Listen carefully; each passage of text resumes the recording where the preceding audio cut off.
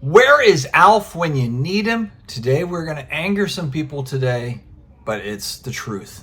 So we'll fly with it. So we're going to roll with it. What's going on, sports card hobby family? Another day, another sports card video. Still in Mexico. Trying to fight my way through this vacation. Man, we've got volleyball. We've had rain. We had a foam party that was supposed to happen today in the pool that was canceled, unfortunately, due to weather. But me and the kids, the wife, we've been battling through, having a good time regardless. But you know what we're going to talk about today is some sports card propaganda stuff that I am sick and tired of. It's just been getting at me for a while now.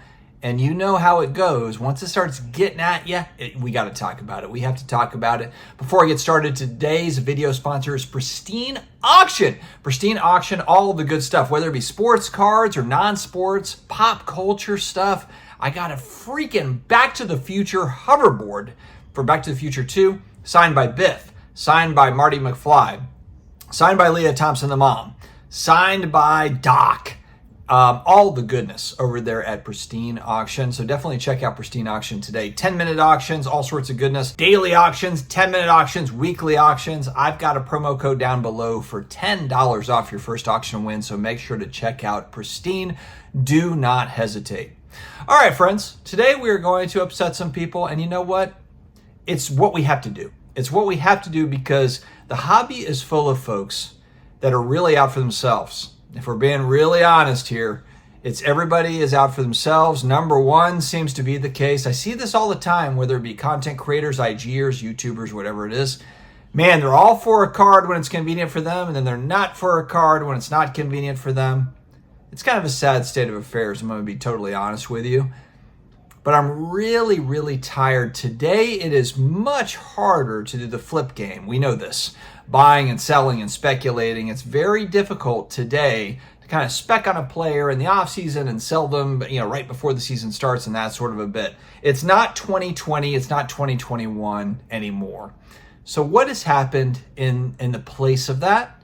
Well, now we've got collector groups that are really posturing for space. And whether that be GOATs or whether that be up-and-coming players that are maybe future GOATs that have kind of proven themselves, I'm seeing a lot of really weird things out there, and it bothers me because it's an obvious push towards these particular cards. And look, for a lot of cards, I'm going to use an example here. I've been buying Michael Jordan cards. I love Michael Jordan stuff. I mean, Michael Jordan, undisputed GOAT of basketball. No, I mean, to me, I know there's people that'll say LeBron and what, like, it's laughable to me because I grew up watching MJ. And so I understand there's people that are going to come up with LeBron stories and this and that, and that's cute. But really, MJ is the guy. I also think he does transcend sports with the brand and everything else. But here's the thing that bothers me a little bit is we've got voices out there that are really promote cards that they like, not so much cards that maybe they don't like. And so there's kind of a weird, funky thing that goes on here where it's like, these are the important cards, these are not the important cards, or these are medium important cards or whatever. And it's like, maybe just let people decide for themselves. Like, who's the educator? And who's the puppet master pulling the strings on the educator? When I look at the IGer or the YouTuber or the TikToker or whoever it is, who is ever the face of this thing, I always sometimes wonder, all right, who's the puppet master or puppet masters behind the strings that pull the strings for this particular person? Because in some cases, this is definitely the case. This person, sure, they've got a voice. Oh, we built an audience, blah, blah, blah, blah, blah. But there's some voices behind the scenes that don't want to put their face out there, that don't want to say like, oh, I'm the this or I'm the that. So they've got kind of their person out here. They've got their press secretary out here that's speaking on their behalf. And that's very, very clear in some of these cases. So I think it's really funny because in collectibles, when we look at collectibles, any collectible that we're talking about, okay? So it doesn't matter what we're talking about here. A collectible is only worth what somebody is willing to pay for it at any given point. It's not a stock, it's not a piece of real estate where there's other factors that contribute to pricing and who's interested and all that sort of thing. In the collectible space, there's a lot more, I guess, leniency for people to jump in and become a speaker for this particular collector group, or, you know, it's, oh, we're going for these particular sets or whatever it may be. But in truth, none of that matters. None of that matters at all. None of it matters as far as, you know, a collectible goes. A collectible is only worth what I or you or the community is willing to pay for it at any given point. And there's a lot of folks out there that are really trying to push and promote very specific cards, but a massive push to get into very specific cards or players or whatever it might be.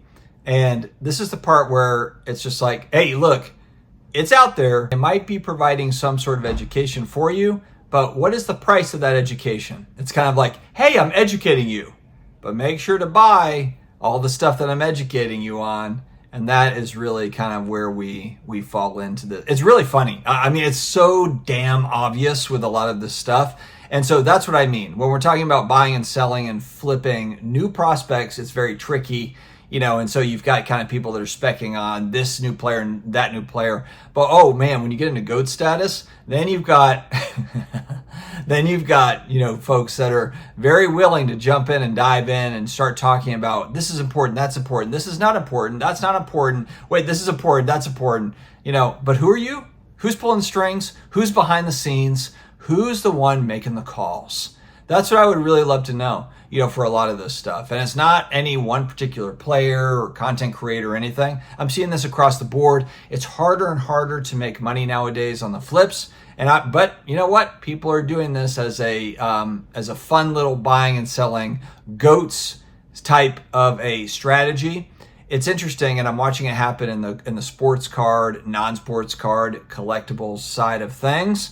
And so if you're a consumer out there of whether it's content or cards, or you're trying to figure out what to do, just take caution in all of these things. Take it for all it's worth. What are the whales buying into, and where are the whales trying to profit? You know, where are they focused and where are their priorities? Because there are whales that live in, you know, the big goats.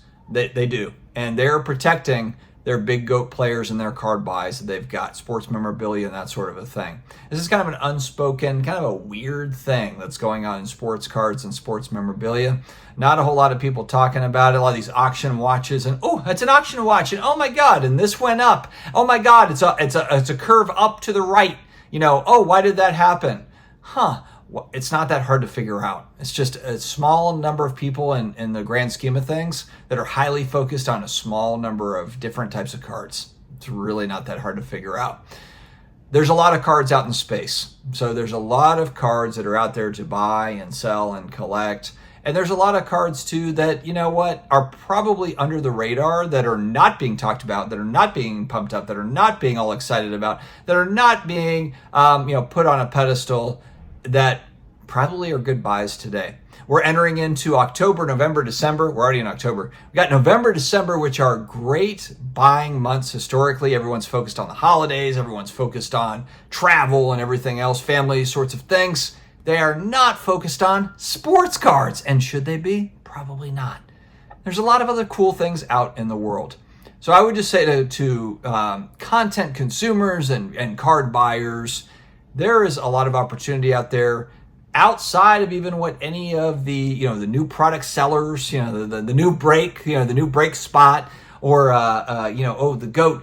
Hey, if you're going to buy this GOAT, buy these cards. These are the top ones. These are garbage. These are the top ones. A lot of these folks don't know what the hell they're talking about.